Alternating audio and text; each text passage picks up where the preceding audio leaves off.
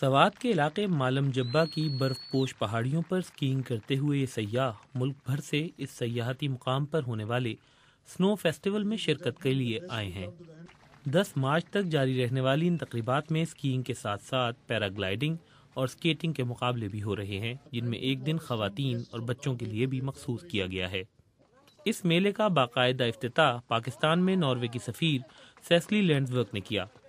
ان کا کہنا تھا کہ مالم جبہ کے اسکی ریزورٹ کو دنیا کے بہترین ریزورٹس میں سے ایک بنایا جا سکتا ہے۔ یہ ایک بہت خوبصورت جگہ ہے۔ یہاں پر ڈھلان اسکیئنگ کے لیے بہترین ہے۔ ایک بہتر اسکی لفٹ کی ضرورت تو ہے، لیکن یہاں کی پہاڑیاں اور ڈھلانیں بہت اچھی ہیں۔ علاقائی دھنوں پر رقص کرتے یہ سیاح اس فیسٹیول سے خوب لطف اندوز ہوتے رہے۔ ان کا کہنا تھا کہ ملک میں سیاحت کے فروغ کے لیے اس طرح کی تقریبات ہوتی رہنی چاہیے۔ جی، یہاں پہ مالم جبہ آ کے بہت خوشی محسوس ہو رہی ہے۔ یہاں انتظامات بہت اچھے کیے گئے ہیں۔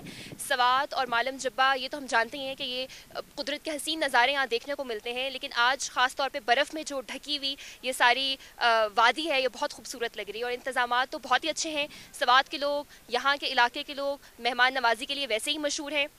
وہ بھی بہت خوش ہیں کہ باہر سے لوگ آئے ہوئے ہیں اور اس فیسٹیول جو ہے اس کو اٹینڈ کرنے کے لیے آئے ہوئے ہیں۔